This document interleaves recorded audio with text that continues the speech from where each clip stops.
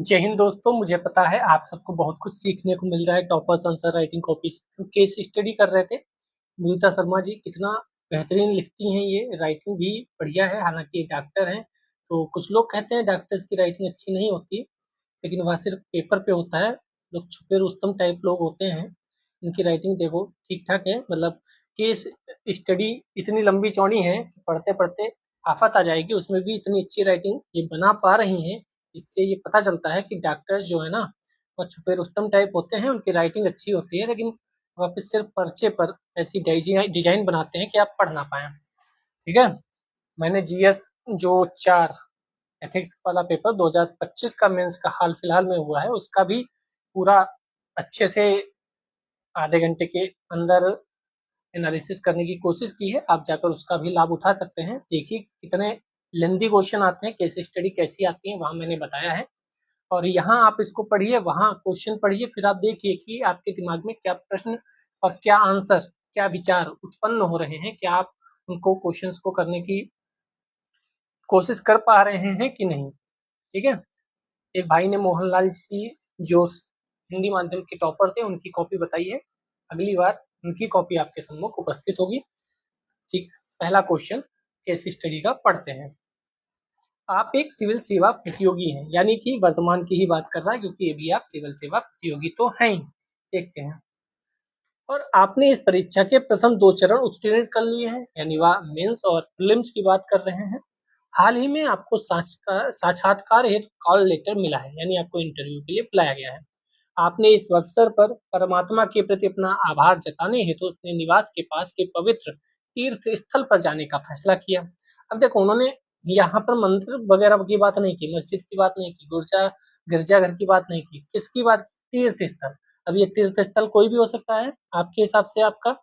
तो ऐसे देखिए शब्दों का चयन कितना महत्वपूर्ण होता है। अपने निवास के पास के पवित्र तीर्थ स्थल पर जाने का फैसला किया है। तीर्थ स्थल में प्रवेश करते ही आप एक भूत भगाने की क्रिया को देखते हैं, जहां एक दबंग धार्मिक व्यक्ति 2 महिलाओं पर चिल्लाते हुए लगातार थप्पड़ मार रहा है। उसके पास ही उनका परिवार मूक दर्शक बनकर खड़ा है। आप इस बात से आश्वस्त हैं कि महिलाएं मनोवैज्ञानिक रूप से पीड़ित हैं, किंतु इनके परिवार के सदस्यों द्वारा उनकी इस स्थिति को उनके शरीर में बुरी आत्मा की उपस्थिति के लक्षण के रूप में पेश किया जा रहा है। आप इन महिलाओं की दुर्दशा से गहराई से प्रभावित हुए और उनके प्रति सहानुभूति रखते हैं। आपके पास इस स्थिति में कौन कौन से विकल्प उपलब्ध हैं? इस स्थिति में कैसे प्रतिक्रिया देंगे आप? भूत भगाने की प्रथा में कौन कौन से नैतिक मुद्दे हैं? मेन बात ये है, आप मंदिर जा रहे हैं, पास में महिलाएं मनोवैज्ञानिक रूप से वह पीड़ित हैं, ये आपको पता है कि मस्तिष्क के हिसाब से वह ठीक नहीं है, थोड़ा सा कुछ समस्या है उन्हें। लोगों को लगता है उनके घर वालों को कि इन पे बुरी आत्मा है, तो वह वहां पर चीजें चल रही हैं। अब आपके पास विकल्प क्या है? सबसे सीधा तो विकल्प यही है, मुझे क्या लेना देना, मैं अपना मंदिर जाऊंगा, सर झुकाऊंगा और चलाऊंगा। दूसरा विकल्प आपके दिमाग में जो आ रहा है वह भी हो सकता है। तो आपको विकल्प बताने हैं, फिर इस स्थिति में आप प्रतिक्रिया कैसे दोगे। फिर आपको ये भी बताना है नैतिक मुद्दे कौन कौन से हैं। देखते हैं इन्होंने कैसे लिखा केस स्टडी। पहली बात तो इन्होंने इंग्लिश का प्रयोग कर लिया। आप कर भी सकते हैं, इतना कोई मैटर नहीं करता। हालांकि उन्होंने हिंदी का प्रयोग किया था, तो आप भी हिंदी का प्रयोग करें तो ज्यादा बेहतर रहेगा। इंटरव्यू के प्रतिभागी के समक्ष एक तीर्थ स्थल में अनैतिक भूत भगाने की प्रक्रिया और मनोवैज्ञानिक रूप से पीड़ित महिला का परिवार के समर्थन से शोषण, ये पूरी कहानी अपनी लैंग्वेज में उन्होंने लिख दी। हितधारक कौन कौन है? पहली बात तो आप ही हैं, प्रतियोगी। दूसरा वह व्यक्ति है, धार्मिक व्यक्ति है। तीसरा परिवार है। चौथा वह महिलाएं खुद हैं। तो 4 लोग हितधारक। विकल्प क्या क्या उपलब्ध हैं?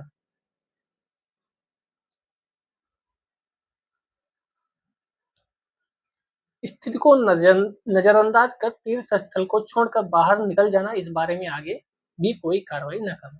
जो मैंने बोला, मुझे क्या लेना देना, मैं तो चला। दूसरा, स्थिति के बारे में चिंतन, परंतु वर्तमान शासकीय सक्षमता न होने के कारण बाद में कार्रवाई करनी चाहिए। यानी मुझे पता है गलत हो रहा है, मैं सोचूंगा, चिंतन करूंगा, मुझे बुरा लग रहा है, लेकिन अभी मेरे पास कोई भी ऐसा पावर नहीं है कि मैं कुछ कर सकूं। हो सकता है मैं वहां जाऊं, मुझे ही 2 लाठी मिल जाए परिवार की तरफ से कि तू कौन बीच में आ गया, तू क्या है। ठीक है, कई बार लोग कह देते हैं ना तुम्हारे घर का मतलब नहीं है, तुम कौन बीच में आ गए। ठीक है, तो मैं बाद में कार्रवाई का सोचूंगा, जब मैं कुछ बन जाऊंगा तो अवश्य इस पर विचार विमर्श करूंगा, अभी मेरे दिमाग में चीज चल रही है।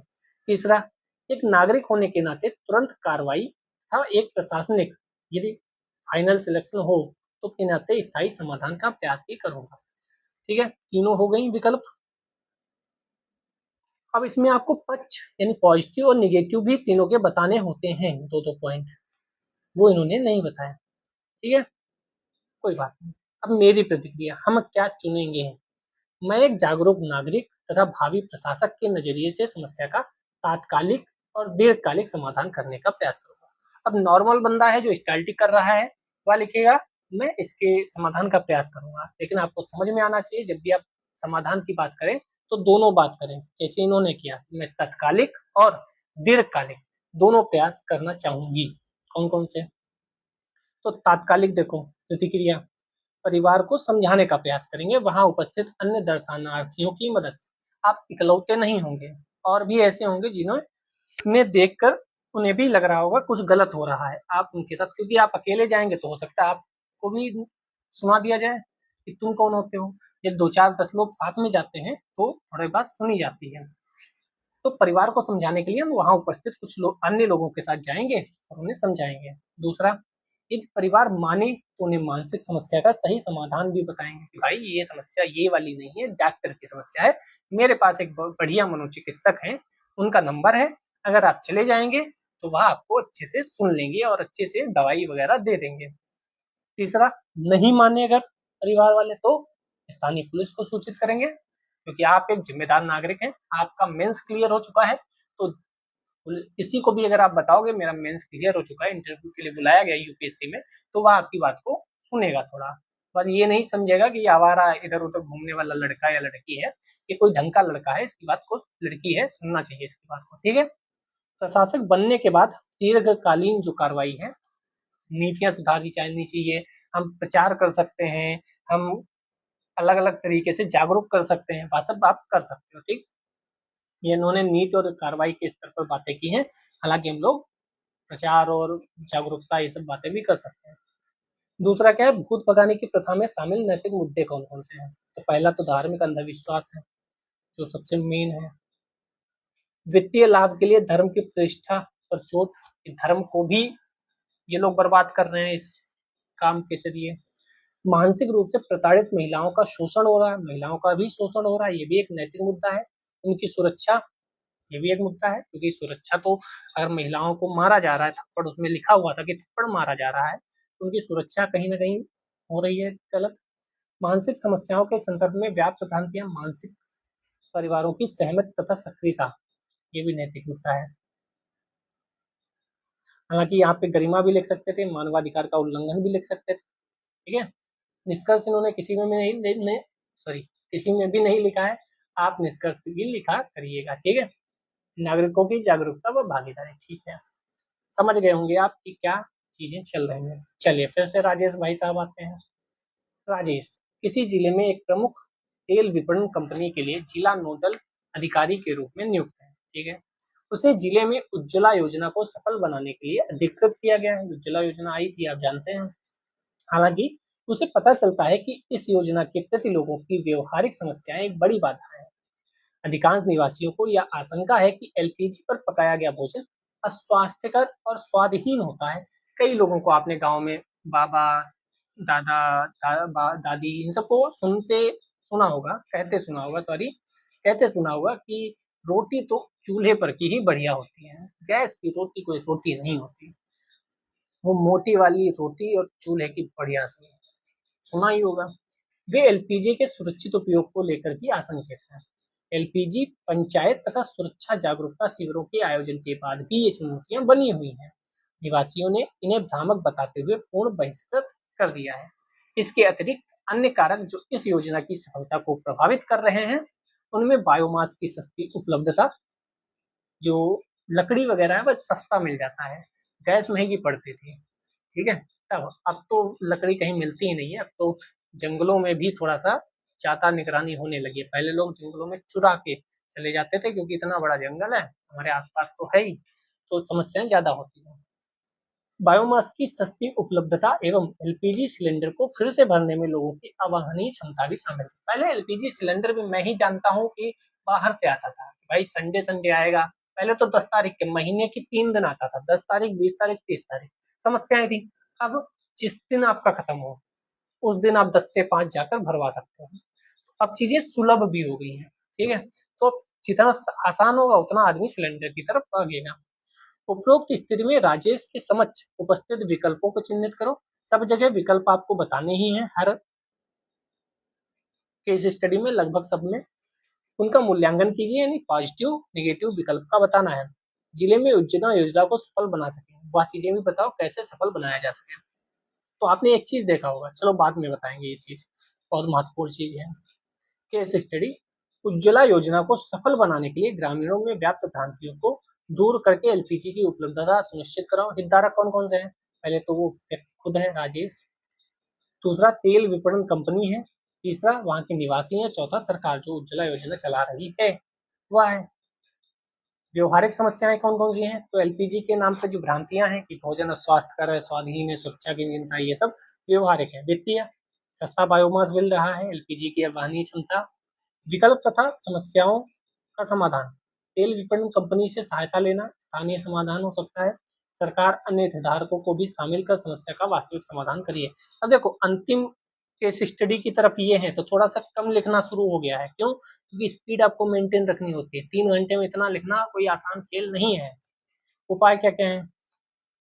तभी इन्होंने देखो लिखा साइड में, चेक करने वालों ने, भाई विकल्प का मूल्यांकन करो, विकल्प बताओ, फिर पक्ष विपक्ष बताओ, विकल्प 2 बताओ, पक्ष विपक्ष बताओ, विकल्प 3 बताओ, पक्ष विपक्ष बताओ, फिर सर्वश्रेष्ठ विकल्प क्या है और क्यों है वो बताओ।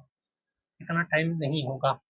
तो चौथी पांचवी, ये पांचवी शायद केस स्टडी है, इसके बाद एक और है। तो आप समझते रहिए, सीखते रहिए, मेरा एक ही मकसद है, सीखते रहो। खुद से सीखोगे देर हो जाएगी, दूसरों से सीखो। उपाय, जागरूकता बढ़ाओ, बायोमास के नुकसान, एलपीजी के फायदे, जागरूकता। जब भी जागरूकता की बात आए तो आपके पास केस स्टडी में या एथिक्स में एक फॉर्मेट जरूर हो। क्या? जागरूकता। हम हमारी बात सुनेंगे, हम हैं कौन? कोई नहीं है।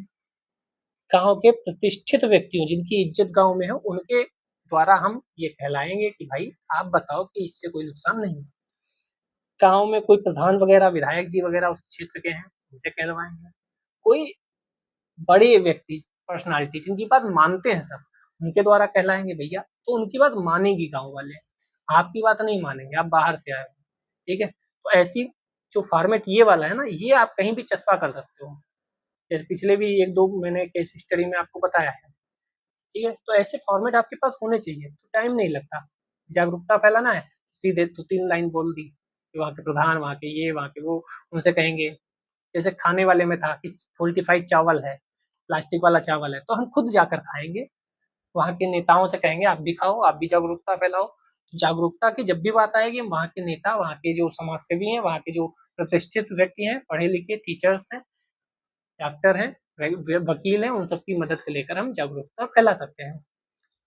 ठीक है, वीडियो, एआई, आईओटी का प्रयोग कर सकते हैं, एलपीजी पंचायत जागरूकता, ठीक है। अब देखो वित्तीय मुद्दा क्या क्या है। तेल विपणन कंपनी की तरफ से कुछ वित्तीय लाभ की व्यवस्था करा सकते हैं। जैसे इस समय फ्री गैस सिलेंडर, वो जो भी थे, फिर वो कुछ था ना, हाँ। फिर सरकारी सब्सिडी आप उपलब्ध करा सकते हो, 2 सिलेंडर साल के फ्री मिलेंगे, ऐसा कुछ कर सकते हो। स्वास्थ्य के बारे में समझा सकते हो कि भाई जो ये फेफड़ों में जा रहा है धुआं, ये बहुत खतरनाक है, और बीमार होते हो ना उसमें 5,000 रुपए लगा देते हो, उतने में तो सिलेंडर साल भर चलेगा। तो ये समझा सकते हो। डोनेट सिलेंडर, अब सिलेंडर आदमी नहीं खरीद पा रहा है, इतना महंगा स्टार्टिंग में होता है, क्योंकि स्टार्टिंग में आपको सिलेंडर खरीदना पड़ता है, बाद को गैस भरवाना पड़ता है, तो बाद को सस्ता पड़ता है। स्टार्टिंग में गैस चूल्हा लेना महंगा होता है, तो किसी बड़े आदमी या सरकार की तरफ से या विधायकों की निधि से वहां से डोनेट भी कर सकते हैं। गिव इट अप, सरकारी कार्यक्रम के माध्यम से सब्सिडी का त्याग, वास्तविक लाभ वांछित परिवारों को हुई हो। जैसे आप जानते हैं कि कई लोगों ने सब्सिडी छोड़ी थी, हालांकि आती कितनी थी ये नहीं पता, लेकिन हाँ छोड़ी कईयों ने थी कि भाई हम सब्सिडी छोड़ रहे हैं टाइप। जागरूकता शिविर में एलपीजी पर पकाया गया स्वादिष्ट भोजन वितरित करवाया जाए, समाज मतलब खुद भी वो जीवन जियो कि देखो भाई मैं भी अपने कमरे में एलपीजी ही रखा हूँ, अगर नुकसान करता तो मैं क्यों पकाता।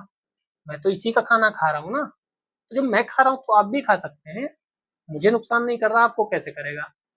समझ रहे हैं आप? तो ये चीज़ें आपको हर जगह रख सकते हैं। निष्कर्ष इन्होंने कहीं पे भी नहीं लिखा, शायद ये भूल गई हों, तभी किसी में नहीं है। अगर होता तो थोड़ा-थोड़ा नंबर सब में बढ़ जाता और थोड़ा 2-4 नंबर ज़्यादा आ जाते। भूल गई होंगी क्योंकि कई बार हम लोग याद नहीं रहता है इतना सब तो।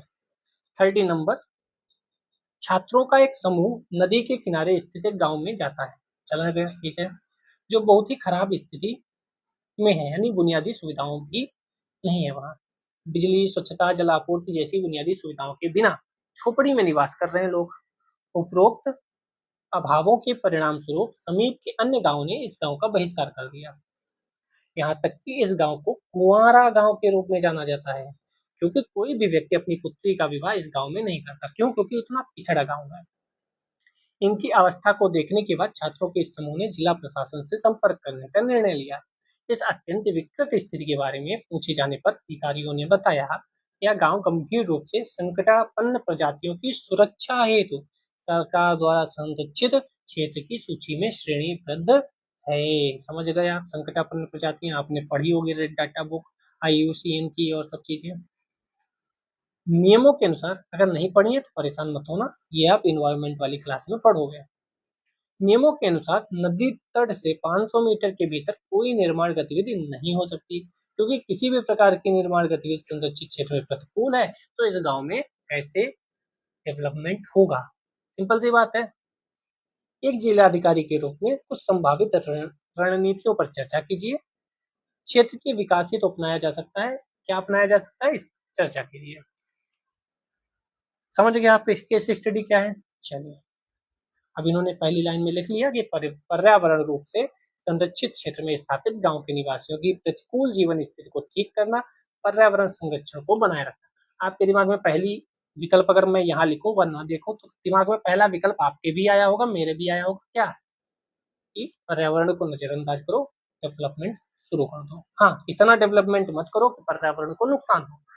थोड़ा बोड़ा कुछ कर सकते हो, ठीक है, जैसे बिजली के लिए सोलर पैनल लगवा सकते हो आप, उससे पर्यावरण नुकसान नहीं होगा। आप छोटी सी कोई सड़क निकाल सकते हो जिससे पर्यावरण का नुकसान ना हो, ठीक है, ऐसा कुछ कर सकते हो। दूसरा विकल्प क्या होगा आपके पास? उस गांव को खाली कर दो, उनको कहीं और विस्थापित कर दो जहाँ डेवलपमेंट हो, ये भी विकल्प हो सकता है।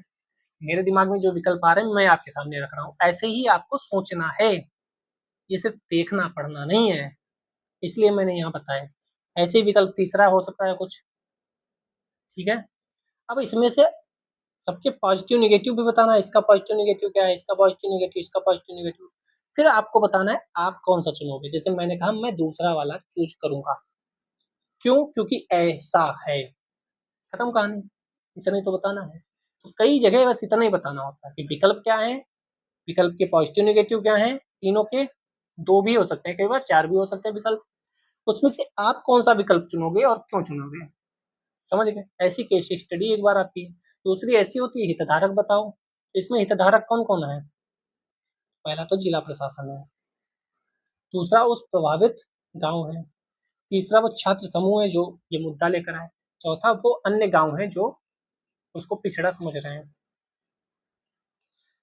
नैतिक चिंताएं क्या क्या है वो यहाँ पर नहीं बताई गई, कोई बात नहीं। संभावित रणनीतियां क्या है कि पर्यावरण रूप से संरक्षित 500 मीटर के क्षेत्र में स्थापित झोपड़ी वाले परिवारों को परिधि क्षेत्र में स्थापित करने का प्रयास, एक मॉडल बनाकर गांव का विकास। जैसे ये मान लो नदी फ्लो हो रही है 250 मीटर एरिया, 500 मीटर एरिया, उसके बाहर गांव बसा दो, जो मैंने अभी बोला, जो मैंने चूज किया था कि उनको यहाँ से बस यहाँ स्थापित कर देंगे। अब वो अपनी जमीन छोड़ के कैसे जाएंगे, क्योंकि आप जानते हैं जमीन कितनी फ्री होती है। पुराने जमाने में कहा भी जाता है कुछ लोग पाकिस्तान में इसीलिए रह लिए क्योंकि वहां उनकी जमीन थी, कुछ लोग भारत में इसलिए रह रहे हैं पाकिस्तान नहीं गए, क्यों? यहाँ इनकी जमीन है। समझ रहे हो ना आप? जमीन से कितना लगाव होता है। चाहे आप जो ब्रिटिश वन नीतियां आई थी, वहां वन में रहने वाले लोग विद्रोह कर रहे थे ब्रिटिशर्स के खिलाफ, क्यों? क्योंकि हमारी जमीन है, हम उससे छोड़ के कैसे जाएं। आज भी यही हो रहा है कि आज भी तो वनों को संरक्षित करना है, और वहां जो लोग रह रहे हैं वहां जाने का नाम नहीं ले रहे हैं, वो कह रहे नहीं हमारी तो जमीन है, उनको पर्यावरण समझ में नहीं आता, क्योंकि जैसे वो माँ होती है ना, माँ को समझ में नहीं आता दुनिया क्या कह रही है, मेरा बच्चा भूखा है, दैट्स इट, वो बच्चे के लिए लड़ जाएंगी। सेम यहाँ है, पर्यावरण नुकसान वो कह रहे हैं हम तो नहीं कर रहे, हमसे ज्यादा तो कोई और कर रहा है, आप उसको नहीं रोक रहे हैं, हम तो इन पेड़ों की सेवा कर रहे हैं, फिर आप क्या करोगे? समझ रहे हो? तो कितनी चीजें आपको सोचनी पड़ सकती हैं एथिक्स में, आप इमेजिन नहीं कर सकते। उसके लिए एक ही चीज है, मैं हमेशा कहता हूँ यूपीएससी क्या चाहता है, आपका माइंड। इसको जितना आप इंक्रीज करोगे, जितना इसको डेवलप करोगे, उतना यूपीएससी और जीवन में आसानी रहेगी। चलो, क्षेत्र ए 250 मीटर के भीतर वाला जो है, भीतर स्थापित परिवारों को प्रयास करके 250 से 500, 500 के बाहर स्थापित करो, जो मैंने बोला। जो 250 मीटर वाले क्षेत्र में है उसमें किसी भी प्रकार का विकास नहीं हो सकता, ये इन्वायरमेंट का पूरा छाप दिया आगे। स्वच्छता साथी के रूप में ग्रामीण युवाओं की नियुक्ति, रोजगार का साधन, स्वच्छता की दोहरी सुनिश्चित, विवाह की संभावना बढ़ेगी, रूरल टूरिज्म की संभावना बढ़ेगी। मेन बात है ऐसा कुछ करो कि पर्यावरण भी बचा रहे और उनकी आजीविका भी चलती रहे, उनका रोजगार भी मिल जाए, क्योंकि रोजगार भी तो है। और जंगल के पेड़ों से चीजें बनी हुई हैं वही बाहर बेचते हैं, आप जंगल से दूर कर दोगे उनकी आजीविका खत्म, पहले तो उनके रोजगार का काम करो। क्षेत्र वही 250 से 500 मीटर, फिर उसके बाद है उसमें बिजली व्यवस्था कर सकते हो आप, मैंने बता ही दिया। आजकल आप सोलर पैनल एक बम्बा लगाते हो, उसके ऊपर प्लेट लगा देते हो, लाइट जल गई, तो अब तो बहुत अच्छा है। कोई यहाँ से पिलर बांधना नहीं है, यहाँ से तार खींचना नहीं है, बस थोड़ी सी जगह चाहिए, हो गया। इसमें क्या पर्यावरण का नुकसान होगा? सोलर लैंप इन्होंने भी लिखा है, रिचार्ज एलईडी लाइट्स, ठीक है। जल के लिए सामूहिक व्यवस्था कर दो एनजीओ की मदद से, पारंपरिक जल संरक्षण पद्धति का अपनाओ, वर्षा जल का संग्रहण करो, क्योंकि आपको तो लिखना है ना, आपको यहाँ कोई ये नहीं पूछेगा भाई ये क्यों लिखा, क्योंकि ये कॉपी चली जाएगी, आप वहां चेक होगी, आपसे थोड़ी पूछने आएगा भैया ये कैसे होगा, आपको बस सुटेबल आंसर लिख के भेज देना है। समझ गए आप? क्योंकि कई बार लोग सोचने लगते हैं नहीं नहीं ये वाला पॉइंट तो ज्यादा हो जाएगा ना, नहीं ये पॉइंट में अगर हिस्सा पूछ लिया तो पूछेगा कौन आपसे, इंटरव्यू थोड़ी है। लिखने का मेंस का आंसर और इंटरव्यू का आंसर अलग अलग है। इंटरव्यू में आप कुछ क्वेश्चन का आंसर दे रहे हो, उधर से दूसरा क्वेश्चन आ सकता है कि ऐसा क्यों, तो वहां आपको उस हिसाब से आंसर देना है। यहाँ आपको लिखना है, यहाँ कोई पूछने नहीं आ रहा भाई क्यों, ठीक है। 500 मीटर के आगे का क्या काम है, तो वहां स्थापित करो बिजली पानी सब व्यवस्था बढ़िया, इतनी बढ़िया कर दो कि वो कहीं बढ़िया रहा बाहर आ गए, ठीक है ना, थोड़ा ज्यादा कर दो ना, जंगल बच जाएगा, पर्यावरण बच जाएगा। अन्य गाँव में कनेक्टिविटी बना दो, क्योंकि 500 मीटर के बाहर तो आप कुछ भी कर सकते हो ना, कुछ भी का मतलब इतनी व्यवस्था कर सकते हो ना वो खुश रहें। समझ गया ना आप? आजीविका उनकी सुनिश्चित कर दो, सब कुछ सही चलने लगेगा, वो भी खुश हो जाएंगे। बस उन्हें ऐसा प्रतीत करो कि मैं जो बाहर आपको ला रहा हूँ ये आपके लिए ला रहा हूँ, आपकी इसमें खुशी है, आपकी इसमें भलाई है, मेरा कुछ नहीं है। उन्हें ये बात यकीन दिला दोगे तो वो खुश हो जाएंगे, ठीक है। आदमी क्या चाहता है? सुकून ही तो चाहता है ना, ठीक है। अब एक बात जो मैं बताना चाहता हूँ, तो देखो यहाँ 9 लिखे लेकिन निष्कर्ष यहाँ भी नहीं है। अब यहाँ से हम क्या सीखे? पहली बात तो केस स्टडी आती है 6, इसमें हमने अभी जो ये पेपर देखा इसमें 2 शायद केस स्टडी ऐसी थी, कितनी? 2, जहाँ आपका दिमाग का दही हो जाएगा। एक तो पहले ही वाली थी कि आप पूर्वोत्तर भारत में हैं, केरल में माँ बीमार है, इकलौते पुत्र आप हैं, एक इकलौते नहीं एक लड़की भी है जो अमेरिका में है, वो वाला जो टफ था। एक और थी जो टफ थी, वहां टफ का मतलब क्या है, आपको ज्यादा फंसाया जाएगा, ज्यादा फंसाया जाएगा। 4 ऐसी थी जहां पे आपको ज्यादा नहीं फंसाया जाएगा, आपके पास था हाँ मैं ये विकल्प चुनूंगा और खत्म कहानी। 2 में आपको ऐसा फंसाया जाएगा कि आपको चूज करने में दिक्कत आएगी। पहला तो ये समझ के चलना है, तो 1-2 ऐसी आएंगी जहां आपको बहुत फंसाया जाएगा, दिमाग का दही हो जाएगा, बाकी इजी होती हैं। दूसरा, एथिक्स के पेपर में आपको क्या याद रखना है?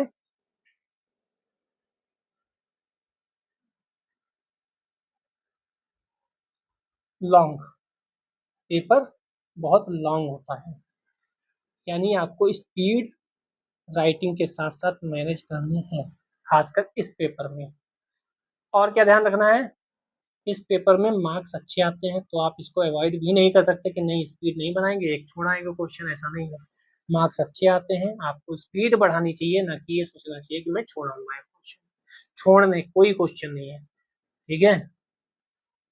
कैसा लगा आपको केस स्टडी ये जो कराई है? बहुत कुछ सीखा होगा उम्मीद करता हूँ। बस ये सीखने का प्रयास है कि आपको सिखाता रहूं, क्योंकि हिंदी माध्यम में ये जो सीखने का है ना, कि कैसे लिखा जाता है, इसमें डर बहुत लगता है। आप भी जानते हैं, आप भी स्टार्ट करे होंगे या कर रहे होंगे, तो आपको स्टार्ट करने में पहला क्वेश्चन का आंसर लिखने में बहुत दिक्कत हो रही होगी। टेलीग्राम पे कुछ लोग भेज रहे हैं आंसर, बहुत बढ़िया। आप ऐसे ही लिखते रहो, बहुत बढ़िया दोस्त लिखते हो। एक दोस्त ने भेजा था, बहुत बढ़िया लिखता है वो। ऐसे प्रयास करता रहेगा तो निश्चय ही उसका कुछ अच्छा होगा जरूर। क्योंकि लिखना शुरू कर दिया ना आप, तो उससे खुद सीखते रहोगे। खुद कॉपी चेक करो अपनी, खुद आपकी कॉपी खुद चेक करोगे ना, खुद बता लगाओगे कि अच्छा अच्छा यहाँ गलती है। चलो एक बात और बताता हूँ। जैसे मान लो ये कॉपी थी, आपने इसका क्वेश्चन लिखा, यहाँ क्वेश्चन था, आपने आंसर लिखा। आधे घंटे 1 घंटे के बाद आप खुद दूसरा पेन लेकर, अगर ब्लू से लिखा तो ब्लैक लेकर बैठिए, आप खुद चेक करिए। आपको खुद लगेगा कि हाँ यार, यहाँ पे ये हो सकता था थोड़ा सा, ये कम लिखा मैंने, ये इसमें आंसर लिख सकता था, ये एग्जाम्पल कोट कर सकता था। आप अपनी कॉपी खुद चेक करोगे ना, तब भी बहुत कुछ सीख जाओगे। यकीन नहीं होता, करके देखो। मैं यहाँ कोई हवा हवाई बातें नहीं कर रहा। 5 साल 6 साल जो भी जिया है यूपीएससी को, वह चीजें बता रहा हूँ। ठीक है, करके देखना, फिर कमेंट करना कि सही कह रहे थे या गलत। अगली किस टॉपर की कॉपी चाहिए? मोहन सर की चाहिए, उसके बाद आपको किसकी चाहिए कमेंट करेंगे तो मैं उनकी कॉपी ले आऊंगा। जय हिंद, जय भारत।